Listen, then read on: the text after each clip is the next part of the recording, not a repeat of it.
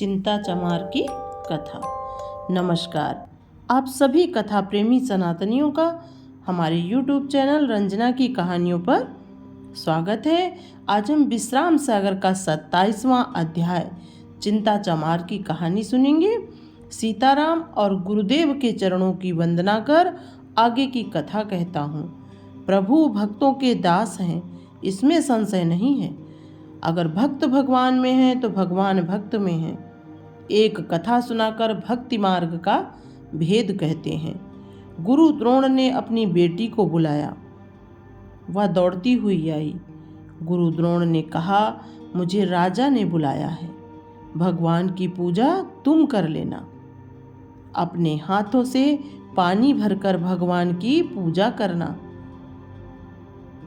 विधिवत भगवान की पूजा कर भोग लगाकर तब भोजन करना। संता प्रसन्नता पूर्वक डोल मांजकर धोकर कुएं पर जल लेने के लिए गई। वहां का हाल देख चकित हो गई। चिंता चमार का लड़का सेवा निर्भय जल भर रहा था। चिंता जाति का चमार, उसका लड़का मंदिर के कुएं में पानी भर रहा है। यह तो महान पाप है। चमड़े की डोलची लेकर कुएं में फेंक दी। वह क्रोध कर सेवा से कहने लगी, नीच अधम अन्यायी, कुएं पर चढ़ते हुए शंका नहीं खाई? ये मंदिर का कुआं है, तूने इसमें डोलची डाल दी। अभी राजा को खबर दे, तेरी खबर लेती हूँ। कुएं के पानी को अशुद्ध कर दिया। नीच चमार सेवा डरा और हाथ जोड़कर बोला, देवी क्रोध न करो, जल भगवान ही के लिए चाहिए। मेरी बात मानो। भोग लगाकर देखा तो पानी नहीं था। तब यहाँ आया क्योंकि चमारों का कुआं दूर था। यहाँ वहाँ जाऊंगा तो बड़ी देर होगी। यहाँ भगवान मेरा रास्ता देखेंगे, जूठे ही मुख बैठे होंगे। इसी से ये अपराध करते नहीं डरा। देवी मैं नीच हूँ मगर भगवान तो नीच नहीं। शांता ने कहा, दुष्ट अपराध कर कहता है कि मैं भगवान का भोग लगाता हूँ। ऐसा कहते हुए तेरी जीभ न कटी, उसमें कीड़े नहीं पड़े। भगवान चमारों के यहाँ हैं, मानो उन्हें उत्तम कुलों में जगह नहीं। जो नित्य चमड़ा काटते हैं उनके घर में भगवान कहाँ? अगर डोम चमार पूजा करने लगे तो फिर विचार कहाँ रह गया? धर्मात्मा तिरुपति के राज में नीच ऐसा कर सकते हैं? अगर अपना कल्याण चाहता है तो भाग जा। मैं समझती हूँ कि तेरी मौत ही आ गई है। यह सुन सेवा ने कहा, नीच अधम और महामलिन होने पर भी हम आपके दास हैं। जो ईश्वर आपके हैं वही हमारे हैं। सदा आपकी सेवा करते हैं, तब भी दुत्कारे जाते हैं, मगर तब भी सेवा कार्य नहीं छोड़ते। हम नीच योनि में पैदा हुए तो इसमें हमारा क्या दोष है? सेवा करते और गाली मार खाते हैं। आप उच्च हैं और हम नीच हैं, मगर उच्च आपको हम ही बनाते हैं। आपका मल और मूत्र हाथ से साफ करते हैं। रंच मात्र भी घृणा और अरुचि नहीं करते। आपको स्वच्छ करते हैं और हम मलिन रहते हैं। नित्य ही उठकर यही कर्म करते हैं। आप भले ही हमें नहीं समझे, मगर भगवान ऐसा नहीं समझते। अगर भगवान हमको नीच समझते तो फिर दया कैसी? हरि प्रदत्त वस्तुएं नीच को भी वैसी ही मिलती हैं जैसी आपको। माता, भगवान के हृदय में ऊंच नीच का विचार नहीं। वह ऊंच और नीच सबका पिता है।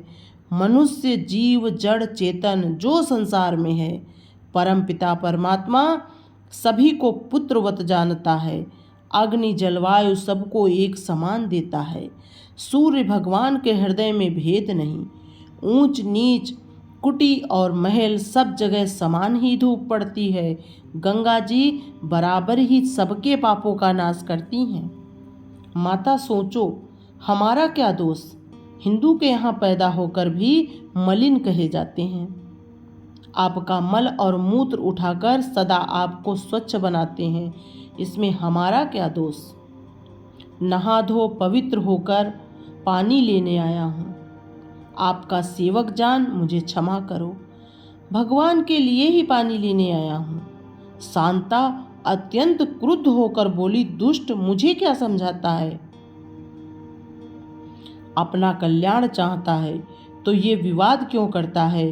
मंदिर के कुएं को भ्रष्ट कर दिया। ऐसा कह शांता क्रुद्ध हो पत्थर उठाकर मारने को दौड़ी। संयोगवश उसी समय वहां देवी द्रौपदी आ गईं और यह ऊंच नीच संवाद सुन मुस्कुराईं। कहा, शांता, ये सारा संसार ब्रह्ममय है और ईश्वर सभी का पिता है। जब एक ही पिता के पुत्र सभी हैं तब फिर भेदभाव कैसा? जो हरि भजे वही हरि का है। सोचो कि जगत में हमारा कर्तव्य क्या है। भगवान ने राम के रूप से लीला की, निषाद को गले लगाया और सबरी के जूठे फलों का भोग लगाया। गणिका, गिद्ध और अजामिल को तारा। सदन गोसाई कसाई भी उनके प्यारे भक्त थे। भगवान के हृदय में भेदभाव नहीं। वह अलख, अनादि, अगोचर, अगम और अगाध है। हाथ नहीं है मगर सब कुछ करता है। आंखें नहीं मगर सब देखता है। बिना पैर के चलता है और बिना कान के सुनता है। परमपिता परमात्मा जगदाधार अनंत हैं। वह सबको एक दृष्टि से देखते हैं। उनकी लीला जानी नहीं जाती, अगम, अगाध और अपार है। इसीलिए मेरा कहना मानो, भगवान का सेवक जान, पानी भर लेने दो। एक बाप के अनेकों बेटे होते हैं। कर्म सबके अलग अलग होते हैं। सभी कर्म अनुसार फल पाते हैं। संसार में कर्म प्रधान है। इसीलिए मेरी बात मान, जल लेने दो। द्रौपदी के वचन सुन सकुचाकर शांता पानी भरकर चली गई। मन में विस्मय हुआ। भगवान को निराकार जाना। भक्ति भाव से भगवान को उठाकर स्नान कराया। चंदन, अक्षत और फूल चढ़ाए। धूप, दीप और नैवेद्य लगाया। हाथ जोड़ दृढ़ भक्ति से विनय करने लगी। नाथ, मैं अत्यंत दीन और मलिन हूँ। विनती करने में लजाती हूँ। किस प्रकार विनती करूँ नहीं जान पाती। आपसे परे कौन वस्तु है जिसे आपको अर्पण करूँ, सूझ नहीं पड़ता। आप अगम, अगोचर और चर अचर में व्यापक हो। फूलों में भी आप हो, इसे सब जानते हैं। तब आप पर कैसे चढ़ाएं? आप सूर्य और चंद्र को प्रकाश करने वाले हैं। आपको दीपक क्या दिखावें? जब आप सर्वव्यापी हैं तो आपको आवाहन क्या करें? सारे जगत को आप खिलाते हैं, तब भोग क्या लगाऊं? हाथ, पांव, गर्दन, माथा, जब कुछ नहीं तो चंदन कहाँ लगाऊं? कुछ सूझता नहीं, प्रभु दर्शन दो तो निहोरा हो। जब ध्यान मग्न हो शांता ने विनय की तो भगवान प्रकट हो गए। हाथ में चक्र, पीले वस्त्र, श्याम अंग पर अत्यंत शोभायमान होते थे। माथे पर तिलक अत्यंत ही सुंदर है, जिसे देख कामदेव भी लजाते हैं। मोर पंख, वनमाल, अनुपम कटि कछनी युक्त रूप भगवान ने प्रकट किया। इसी समय वहाँ गुरु द्रोण आ गए और सामने ही भगवान की मूर्ति देखी। होठों में भात के शीत और दांतों में कढ़ी लिपटी हुई थी। गुरु द्रोण चकित हो गए और पूछा, महाराज, आज मैं धन्य हो गया। धन्य भाग बेटी शांता के, जिसने ये अवसर दिया। हम सबका जन्म सफल हो गया। जो आपके दर्शन हुए, पर एक संशय हो रहा है। आपके मुख में कढ़ी भात क्यों लगा है? इसका भेद बताकर मेरा संशय दूर करो। भगवान हंसकर बोले, इसमें संशय क्या है? सेवा ने भोग लगाकर प्रेम पूर्वक कढ़ी भात खिलाया और जब पानी देखा तो वह शुद्ध न था। उसको फेंक कर पानी भरने गया। डोलची लेकर गया, लौटा नहीं। ना मालूम कहाँ रुक गया।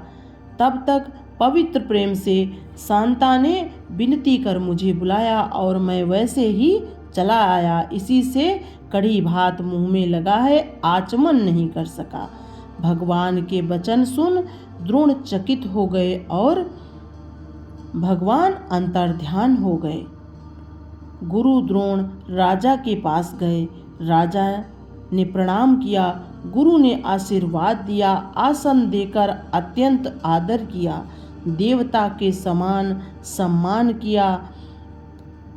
उन्हें उदास देखकर पूछा, चेहरा क्यों उदास है? भ्रुकुटी भी तनी है, भौहों पर भी बल है, इसका कारण कहो, आपको क्या सोच है? सुनकर गुरु ने कहा, कुछ कहा नहीं जाता। अधर्म बढ़ रहा है, धर्म का नाश हो रहा है, कुलीनों का विश्वास नहीं। शूद्र भगवान की प्रतिमा घर में रखकर पूजा करते हैं और बड़े बनते हैं, मगर राजधर्म यही कहता है कि वर्णाश्रम की रक्षा करना राजा का कर्तव्य है।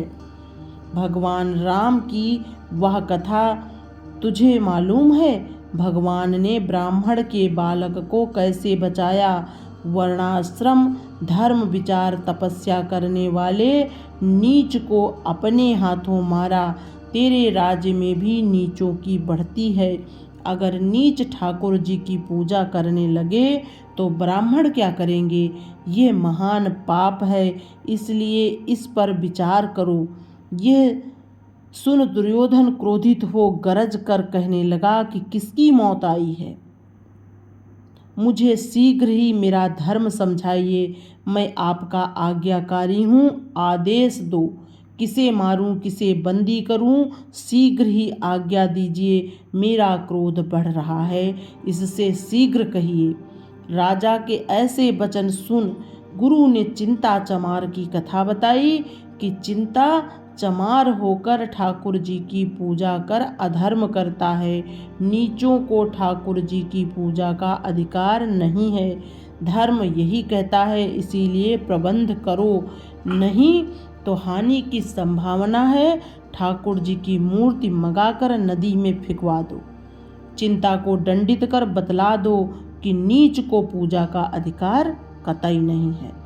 राजा ने क्रोधित हो दूत को बुलाकर कहा, चिंता चमार को सपरिवार पकड़कर मेरे सामने करो, ठाकुर जी की प्रतिमा सहित लाओ, प्रतिमा नदी में फिकवा दो। दूत तुरंत चले। चिंता प्रेम पूर्वक सपरिवार कीर्तन कर रहा था कि द्वार पर शोरगुल हुआ। सेना ने घेर लिया, परंतु चिंता का मन मलिन नहीं हुआ। सेनापति ने अंदर जा राजाज्ञा बताई। सुनते ही रोने पीटने का शोर बढ़ा। चिंता ने कहा, मेरा क्या दोष? राजा ने क्रोध किया है। सेनापति ने कहा, ठाकुर जी की पूजा क्यों करते हो?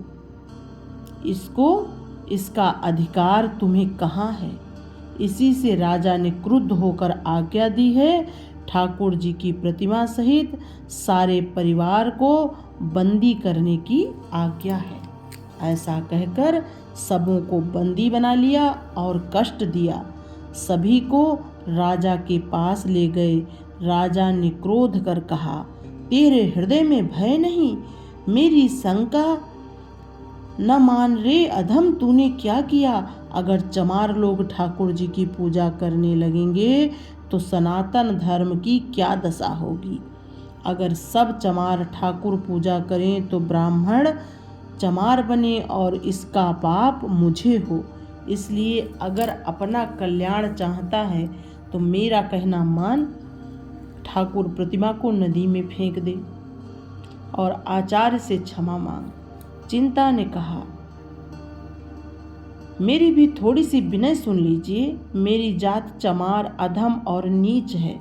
मैं नीच कर्म करके महामलिन होते हुए भी आपका दास हूँ। वेद और शास्त्र बतलाते हैं कि 4 वर्ण हैं, यह तो छुपाया नहीं जा सकता। ब्राह्मण, क्षत्रिय, वैश्य और शूद्र 4 वर्ण वेदों ने बताकर कहा है कि ब्राह्मण मुख, क्षत्रिय भुजा, वैश्य पेट और शूद्र पैरों की तुलना में है। चारों वर्ण एक ही शरीर के 4 टुकड़े हैं, तब हम पूजा के अधिकारी क्यों नहीं? इसमें हमारा क्या दोष? सुकर्म करके कुकर्मों को नष्ट करने का अधिकार सभी को है। क्रोध क्यों करते हैं? गीध, अजामिल, गणिका, गज, सदन, कसाई, वाल्मीकि मुनि जो पहले भील थे, ये सब भगवान के परम भक्त कहे जाते हैं और भगवान इन सब को अपना बनाया है। भगवान ने सनातन से हमारा धर्म भक्ति है, इसमें किसी का क्या हक? हमारा कोई दोष नहीं। आप विचारिए, भक्ति पर हमारा स्वतंत्र है, तब फिर आप हमारे ऊपर क्रोध क्यों कर रहे हैं? भगवान ने आपको राजा बनाया, न्यायपूर्वक क्षमा और दंड का आपको अधिकार है। चिंता की बात सुन। राजा ने गुरुदेव की ओर ताका तो वह बोले, चिंता, हमारी बात सुन, तेरी बुद्धि भ्रष्ट हो गई है। हम मानते हैं कि तुम्हारे कहने के अनुसार हम सब एक शरीर के अंग हैं, लेकिन सोचो, उनके सबके अपने अपने कर्म हैं। मुख का धर्म अलग है, हाथ पाँव का अलग। मुंह का काम पाँव नहीं कर सकता और पैर का काम मुख नहीं कर सकता। उसी प्रकार भुजा का भी काम अलग है और पेट का भी अपना अपना कर्म धर्म सभी करते हैं, तभी कल्याण होता है। और अपना अपना कर्म त्याग देने से सभी को दुख होता है। धर्म अनुसार अपना अपना कार्य करने पर ही कार्य प्रेम पूर्वक होता है और अपना अपना कर्म छोड़ने से और दूसरे का अपनाने से अनर्थ होता है। नीति का यही कहना है। तुम ही अपने मन में विचारों की भक्ति को अपना लिया, अपना कर्म छोड़ ब्राह्मण का पकड़ लिया। यही तुम्हारा अपराध है और इसी से हमारा अपकार है। इससे हमारा कहना मान भगवान की मूर्ति को विसर्जन कर दो। यह सुन चिंता बोला, प्रभु आप विद्वान हैं और मैं मूर्ख चमार। प्रभु मैं भगवान की सेवा भक्ति भाव से करता हूँ, मगर यह नहीं भूला कि मैं मलिन हूँ। मैंने यद्यपि भक्ति की है मगर जाति का चमार ही हूँ। ब्राह्मण वैसे और शूद्र एवं क्षत्रिय कर्म करने का मैं अधिकारी नहीं, मगर आप मुझे यह बताकर मेरी शंका मिटा दो कि जब आप मंदिर में जाते हैं तब क्या आपके चरण वहाँ नहीं जाते? उनको कहाँ रखते हैं? बायां हाथ अपवित्र कहा जाता है जो नित्य प्रतिभंगी का काम करता है, उसको कहाँ छोड़ा जाते हैं? यद्यपि आप महान हैं, हम दीन हैं, पर इसमें संदेह नहीं, वेद भी यही कहते हैं और चारों वर्ण भी यही कहते हैं। आप भी रामकृष्ण को मानते हैं, हम भी उनको भगवान मानते हैं। आप अगर उन्हें व्यंजनों का भोग लगाते हैं तो हम उन्हें केवल कढ़ी भात खिलाते हैं। हम सब वर्ण एक ही पिता की संतान हैं। हम आपकी सेवा कर आपकी सेवा का कार्य करते हैं। अछूत कहे जाते हैं, मगर महाराज आप पैरों को धोकर उन्हें चौके में ले जाते हैं।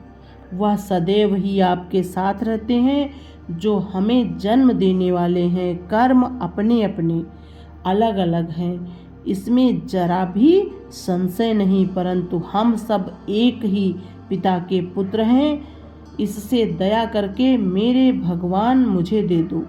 ये मेरे सर्वस्व हैं, मेरे प्राण इन्हीं में हैं।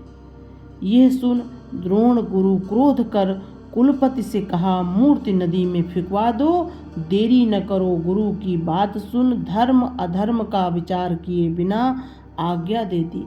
सेनापति ने चिंता के पास जाकर उसे समझाया कि महाराज की आज्ञा मानो, मूर्ति को नदी में फेंक दो। यह सुन चिंता दुखी हो भगवान का स्मरण करने लगा। प्रभु रक्षा करो, मुझे अकेला मत छोड़ो। मुझे विश्वास है कि आप मुझे छोड़ेंगे नहीं, मगर राजा अपने अधिकार से जबरन आपको फिकवा रहे हैं। वह मन ही मन में वंदना कर रहा था। तभी कर्ण ने कहा, अगर महाराज न्याय करना चाहते हैं तो मैं बताता हूँ। आप ऐसा कीजिए कि प्रतिमा को नदी में विसर्जन कर भक्ति का बल देखिए। नदी में विसर्जन की हुई मूर्ति को जो भक्त बल से बुला ले, मूर्ति उसी को दीजिए। आज आप राजा हैं, न्याय करके यश प्राप्त करें। राजा के हृदय में यह बात बैठ गई। तब हाथ जोड़कर गुरु से कहा कि प्रभु, बात तो ठीक है, जच रही है। मूर्ति को विसर्जन कर भक्तों को बुलाने को कहा जाए। जिसके बुलाने से मूर्ति आ जाए उसी को वह दे दी जाए। गुरु द्रोण ने प्रसन्नतापूर्वक कहा, ठीक है। चिंता ने भी यही कहा। तब राजा ने आज्ञा दे दी। चिंता ने मूर्ति हाथ में ले ली, मूर्ति को हृदय में लगा, गदगद कंठ से बोला, हे केसी, अघासुर कंस के मारने वाले बनवारी, भक्तों के प्यारे एवं काम संवारने वाले, अभी आपको महाराज नदी में फिकवा देंगे। मेरा कुछ भी बस नहीं। ऐसा कह मूर्ति फेंक दी। हाथ जोड़कर कुलपति से कहा, प्रभु, अब जो प्रभु का भक्त हो वह प्रभु को बुलावे। दुर्योधन ने गुरु की ओर ताका। गुरुदेव ने कहा, मेरा क्या काम है? राजा ने कहा, गुरुवर उठिए, पूजा और ध्यान कर मूर्ति का आवाहन कीजिए।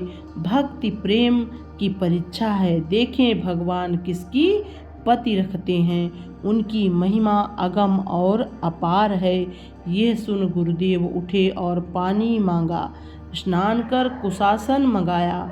उस पर बैठकर पूजा सामग्री मंगाई। स्नान कर चंदन, अक्षत, धूप, दीप और नैवेद्य लगाया। अंग नाश कर मार्जन किया और भगवान का ध्यान किया।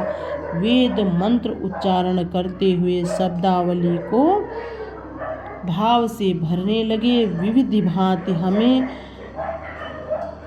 मिले। आवाहन करने पर भी भगवान ने दर्शन नहीं दिया। तब उन्होंने संकोच पूर्वक कहा, घोर कलयुग आ गया है। भगवान ने भक्तों को त्याग दिया, इसी से भगवान दर्शन नहीं दे रहे हैं। यह सुन राजा ने चिंता से कहा, अब आपकी बारी। अब तुम्हारी भक्ति देखें। भक्ति भाव से विनय करके अपने भगवान ठाकुर को बुलाओ। अगर वह तुझे प्रेम करेंगे तो तेरे पास आएंगे। चिंता यह सुन प्रसन्न हो गया। अपने परिवार सहित चिंता प्रेम पूर्वक भगवान का कीर्तन करने लगा। राजा का सारा दरबार यह देखने लगा। हाथ जोड़कर कहा, प्रभु, जब जब भक्तों पर भीड़ पड़ी है तब तब आपने सहायता की है। हे दया सिंधु, दया कीजिए, तब हमारा सुतत्व हमें मिले। मेरा यह भारी दुख नाश कर सबका संदेह दूर करो। प्रभु, ये बता दो कि राजा ने तुम्हें फेंक कर अनीति की है। कच्छ रूप धारण कर समुद्र को थाहा, मत्स्य रूप धारण किया, शंखासुर को मारा। सनक सनंदन आदि आपकी वंदना करते हैं। वराह रूप धारण कर पृथ्वी का उद्धार किया। हिरण्यकश्यप को मारा, पृथ्वी के खलों का दलन किया। आपकी जय हो। नरहरि रूप धर हिरणाकुश का पेट फाड़ प्रहलाद को उबारा। सेवकों की रक्षा करने वाले जगत बंधन तुम्हारी जय हो। वामन रूप से बलि को छल कर पाताल भेजने वाले तुम्हारी जय हो। माया के जालों को काटने वाले जगत वंदन तुम्हारी जय हो। परशुराम रूप में क्षत्रियों के गर्भ को दूर करने वाले, रस रूप से रघुकुल का सूर्य प्रकाश करने वाले दशरथ नंदन आपकी जय हो। केसी मर्दन अजर बिहारी पीत बसन धारी तुम्हारी जय हो। बुद्ध रूप धर कर धर्म प्रचार कर मंत्री रूप धारण करने वाले भगवान तुम्हारी जय हो। भक्तों की सहायता की है और करते हो। मुझ दास पर संकट है, बताइए।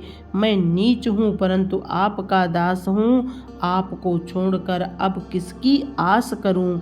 गज की टेर सुनते ही दौड़े थे, अब क्यों देर लगा रहे हैं। मनसा वाचा कर्मणा से मैं आपका दास हूँ, तब क्यों देर कर रहे हैं। आओ अब देर न करो, दीन जानकर अपनाओ। आप हरि हैं, मेरा दुख हरिये सेवक हूँ। अगर मेरे पास न आओगे तो पतित पावन कैसे कहे जाओगे। सब यही जानेंगे कि चमार बिना ईश के हैं। इससे जल्दी से आओ और दास को अपनाओ। हे नाथ, मुझे आप ही की आशा है। ऐसा कह हाथ जोड़कर रह गया। नदी में खलबल हुआ, सब देखने लगे। नदी से विमान निकलते देखा, सबको अचंभा हुआ। चारों ओर जय जयकार शब्द हुआ। सब ने कहा, चिंता तेरी भक्ति धन्य है। रत्न एवं मणियों से जड़ा हुआ एक विमान निकला, जिसमें शंख चक्र लिए हुए भगवान बैठे थे। त्राहि त्राहि कहकर चिंता चरणों में लौट गया और कहा, प्रभु ने अपना लिया, और प्रसन्न हो विनती करने लगा। और पतित पावन दोनों उपस्थित थे। मैं मूर्ख हूँ, संसार में नीच ही कर्मों में फंसा रहा। लोभ की लालसा में पड़कर झूठ के जाल में फंस गया, परंतु समय के बंधन छुड़ाने जाल नाम प्रेरणा दे रहा। प्रभु दया कर किरीट और मणिपुंजों वाले मोर के भार से आपका मस्तक शोभायमान रहे। चंद्रमा के समान आनन में अमृत बरसाने वाली मुस्कान बनी रहे। कपोलों पर कुंडल चमकते रहें। अधरों पर मुरली धारण किए सदा मेरे हृदय में वास करना। भक्तों के उबारने गृध्र ऐसे पतितों के तारने में कमर कसे रहो। व्याघ्र निषाद अजामिल गणिका ऐसे पापियों को उतारने में लगे रहो। चक्र कवि की विनय सुन, हे नंद दुलारे यशोदा के प्यारे, हमारे हृदय में बसे रहो। रूप राशि गुण धाम बंसी की अनुपम छवि के साथ चक्र कवि के हृदय में बसो। सिद्धि सदन सुंदर बदन सुख की मूल नंद नंदन रसिक शिरोमणि सामरे सदन सा सदानुकूल रहो। कमल नयन करुणायतन कमलापति भगवान चक्र कवि पर कृपा करो। हे माधव मोहन माया नाथ मुकुंद, आपकी दया के बिना भाव के फंद नहीं कटते। सुबक सलोने सांवरे स्वरूप वाले सज्जनों की संजीवन मूर भगवान शंकर भी आपके शरणागत। गोवर्धन को गेंद के समान छिगुनी पर धारण कर इंद्र के मद को चूर करने वाले इंद्र का मद नाश कर, गाय गोपों की रक्षा कर, ऋषियों मुनियों के ईश यशोदा नंदन जीवन मूर हो। वृंदावन ब्रजराज आप अनाथ के नाथ हो। चारों फल सदा आपके हाथ में हैं। स्तुति करके प्रतिमा प्राप्त कर चिंता ने संसार को भक्ति का महत्तम दिखा दिया। भगवान के मन में ब्राह्मण शूद्र का विचार नहीं। कहाँ ब्राह्मणों में श्रेष्ठ गुरु द्रोण, कहाँ चिंता चमार। इस कथा को पढ़ने सुनने वाले की भक्ति दृढ़ होकर सुख संपत्ति की वृद्धि होती है और अंत में वैकुंठ का वास प्राप्त होता है। इति श्री विश्राम सागर सब मत आगर। पंडित सुदर्शन।